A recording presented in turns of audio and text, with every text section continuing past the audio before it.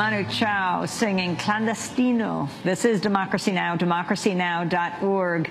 We are breaking with convention, war, peace, and the presidency. Our daily 2 hours of coverage. If you miss any of the hours, you can go to our website at democracynow.org. From the Republican convention in Tampa to the Democratic convention here in Charlotte, North Carolina. I'm Amy Goodman. With the Democratic convention taking place right here in North Carolina and last week's Republican National Convention in Florida, we turn now to look at the political landscape of the South. The region is home to half the country's African-American population, and Latino voter registration has doubled since 2008. It now accounts for up to 2% of voters, just enough to potentially determine the outcome of the 2012 election. Analysts say nearly a third of the total Electoral College votes needed to be elected president come from southern states. And that share will likely grow in the future. Well, for more, we're joined by two guests. Kromm is Executive Director of the Institute for Southern Studies and publisher of Facing South and Southern Exposure magazine. And we're joined by Kevin Alexander Gray, civil rights activist, community organizer in Columbia, South Carolina, author of Waiting for Lightning to Strike, the Fundamentals of Black Politics. We welcome you both to Democracy Now! I want to begin with Kevin Gray. Tonight, Bill Clinton speaks. Talk about President Bill Clinton. Well, right now, there's no great Southern white moderate Democrat that we've seen in the past, like a Jimmy Carter, although some people will really, they don't want to see Jimmy Carter on that stage. But Bill Clinton kind of takes the role. And he didn't take the stage, as he didn't in the 2008. There, he just waved to people. He just waved and walked off stage. But there are no great Southern Democratic moderates except for Bill Clinton. And Bill Clinton kind of plays the role of Jesse Jackson for Barack Obama, where he's supposed to go out and collect up those white votes and vouch for Barack Obama in the South. So it's going to be interesting. And of course, we'll see if Bill Clinton makes this his convention and makes the party remain Clinton's party.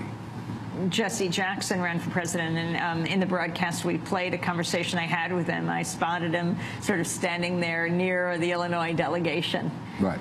His relation to Clinton. Well, you know, Reverend represented the progressive wing of the Democratic Party. Clinton represented the DLC.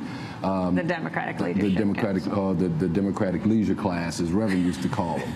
And it's all about Democrats looking more like Republicans, which a lot of us say has led to the downfall of the Democratic Party in most of the southern states, because there's not that much difference between a Southern Democrat and a Southern Republican. Kromm, talk more about what's happening in the South. Well, I think what we saw yesterday was a glimpse of the new emerging politics in the South, and Democrats feverishly trying to excite this base that won them Florida, North Carolina, and Virginia in 2008. We saw that clearest with Mayor Castro from San Antonio, who really does represent some big changes that are happening in the South. Now, Kevin and I, if we had a nickel for every time somebody told us a new South is right around the corner, we'd have enough money to fund a convention, probably. But the truth is there are big changes happening. This isn't just the land of tobacco, NASCAR, and barbecue. As I recently did at a speaking engagement, I asked people to say, what do they think of the South? It's also the land of tiendas, where you have 9 out of 12 of the states with the fastest growing Latino communities are in the South. That's clearest in a place like Texas, but also in a place like North Carolina, where the number, as you said, of Latino voters has doubled since 2008. Could definitely make a difference in a state like North Carolina. Since 1619, it's been the home of the nation's African-American community, and you especially see that now in urban centers. Charlotte was the 6th fastest city that had the fastest growing African-American community in the 2010 census. That's some real political power that you're seeing in some of the southern cities. Young urban voters. So this is all adding up to real change that's happening in the South. And the real question in every southern state is how fast is that happening, and can Democrats really reach out and mobilize that constituency to get some votes in November? Talk more about how the South is changing. Well, really, the demographic change is dramatic, and I think a lot of people don't understand not just how the demographics are changing, the face of the entire country is changing, is how fast it's changing in the South. You see communities that just 10 years ago were 70% white, 80% white. Now they're becoming majority-minority communities in places near Atlanta, Georgia, even South Carolina, North Carolina. That is the new emerging South. That is the demographic reality. But the fact is, demographics demography isn't destiny. That only is going to translate into political power if those people are excited about voting, if there aren't too many barriers to voting, and you see the recent attacks on voting rights throughout the South, and if those people really get out and vote when it comes to Election Day. I want to turn to a clip of the first night of the Democratic Convention last night. The evening culminated. There were many women who took the stage. In fact, the whole female Democratic congressional delegation. The keynote address was Julian Castro from San Antonio. But then finally, it was Michelle Obama. It was actually reversed at the Republican convention. They had Ann Romney speak, and then they had the keynote from the New Jersey Governor Chris Christie. So let's turn to a clip of the First Lady, Michelle Obama. Barack was raised by a single mom who struggled to pay the bills and by grandparents who stepped in when she needed help. Barack's grandmother started out as a secretary at a community bank, and she moved quickly up the ranks. But like so many women, she hit a glass ceiling. And for years, men no more qualified than she was, men she had actually trained, were promoted up the ladder ahead of her, earning more and more money while Barack's family continued to scrape by. But day after day, she kept on waking up at dawn to catch the bus, arriving at work before anyone else, giving her best without complaint or regret. And she would often tell Barack, so long as you kids do well, Bear, that's all that really matters. That's Michelle Obama speaking on Tuesday night, the first night of the Democratic National Convention. Kevin Alexander Gray.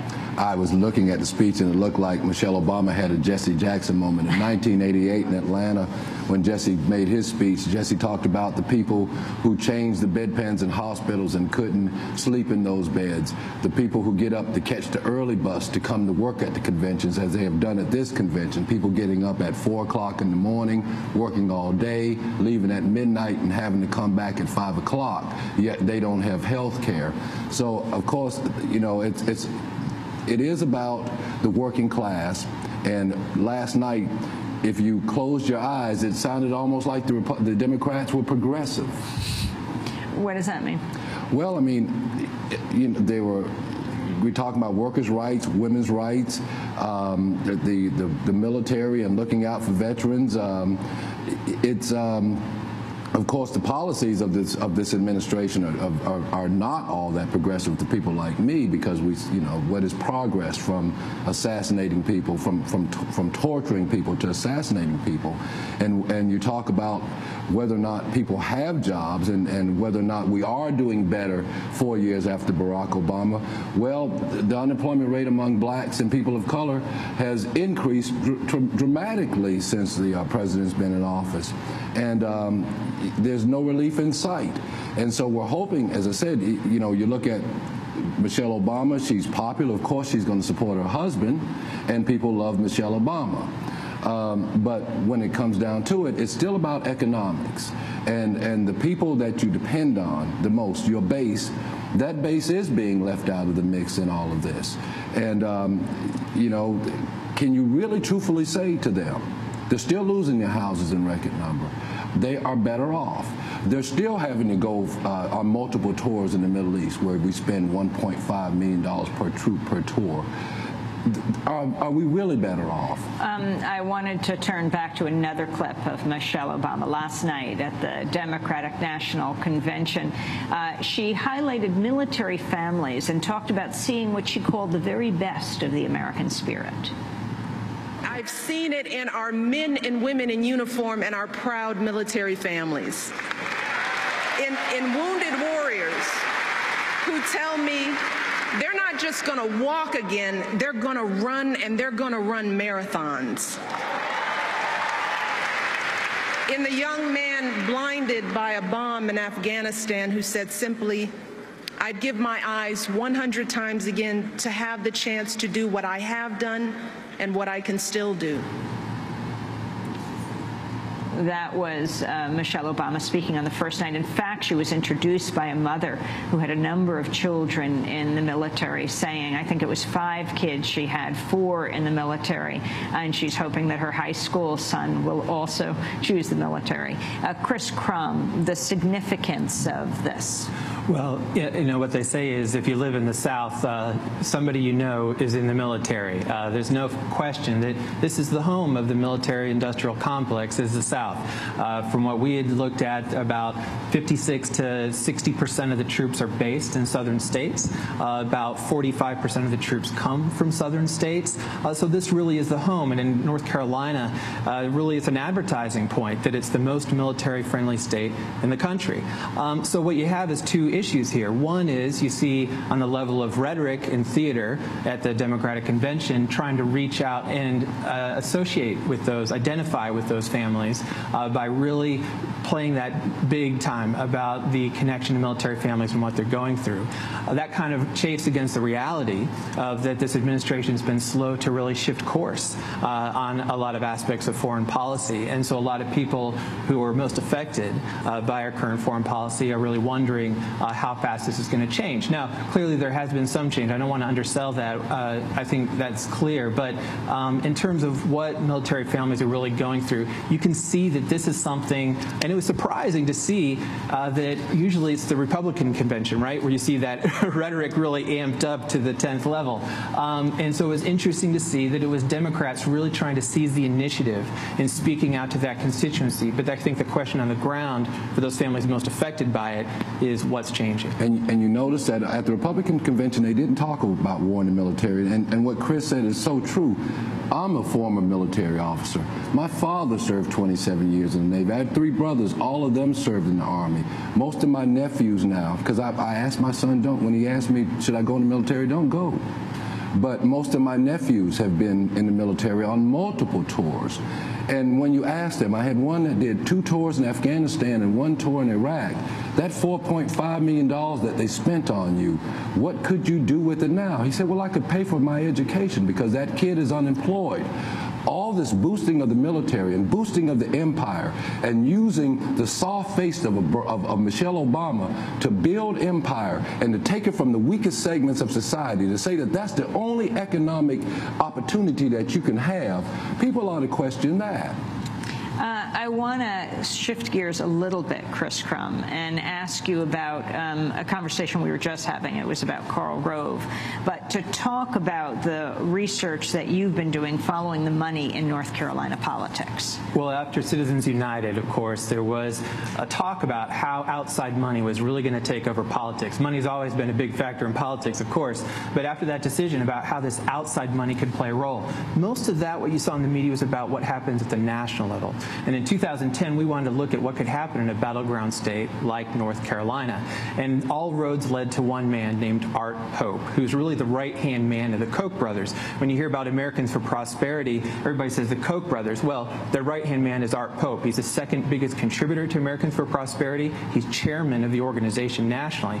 But in North Carolina, he's built a money empire that really, you were talking about money raining down in North Carolina. We had a thunderstorm in 2010 where he put in record amounts of money into state legislative races. 75% of the outside money that came flooding into our state legislature came from Pope-backed groups.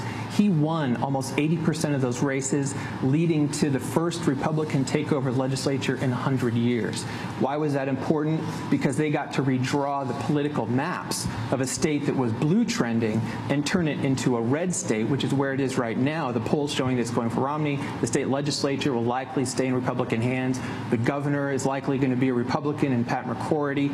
So you had a state that the demographics, the fundamentals of the state are going blue. But because of the influence of this one outside player, you can see the impact that kind of money can have in shifting a state. Robert Greenwald did a really interesting documentary about the Koch brothers and focused here in this county, Wake County, and a local school board election.